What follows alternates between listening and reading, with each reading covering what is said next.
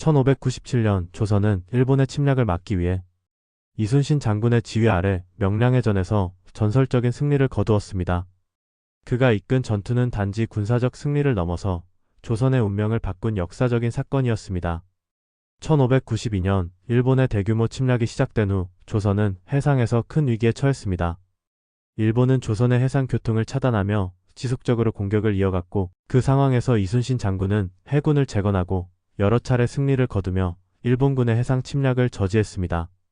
이순신 장군은 뛰어난 전략가이자 불굴의 리더로 해상에서 일본군을 상대하며 한 걸음씩 승리를 쌓아갔습니다.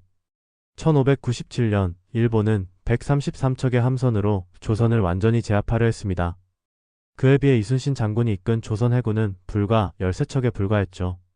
일본군은 압도적인 수적 우위를 자랑했지만 이순신 장군은 그 우위를 전혀 두려워하지 않았습니다. 이순신 장군은 그 누구도 예상하지 못한 전략을 준비하고 있었습니다. 바로 해협의 지형을 최대한 활용하는 전술이었죠. 명량해협은 좁고 물살이 빠른 곳으로 일본 함대는 그곳을 지나기 어려운 특성을 가지고 있었습니다. 이순신 장군은 그 지형을 철저히 분석해 일본 함대를 좁은 해협으로 유도했습니다. 이순신 장군은 13척의 배로 일본의 133척을 상대로 싸워야 했습니다. 하지만 이순신 장군은 오히려 적의 기동성을 제한하는 데 성공하며 하나씩 일본 함대를 격파해 나갔습니다. 이순신 장군은 필사즉생 필생즉사라는 각오로 싸웠습니다. 즉 죽기를 각오하고 싸우면 오히려 살 확률이 높다는 의미였죠. 군사들은 그 정신을 따르며 하나가 되어 싸웠고, 그 결과 일본 함대는 점차 밀려나기 시작했습니다. 명량해전은 결국 이순신 장군의 승리로 끝났습니다.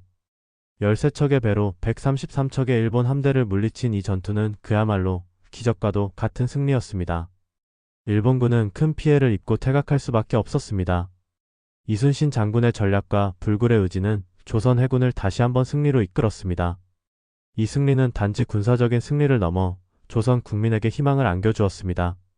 명량해전의 승리는 단순한 해전의 승리가 아닙니다.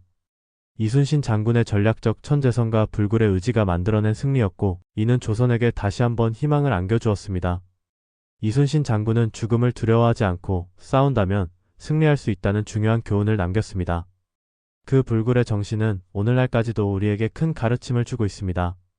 명량해전에서의 승리는 우리가 어떠한 역경 속에서도 결코 포기하지 말고 싸워야 한다는 중요한 메시지를 전달합니다.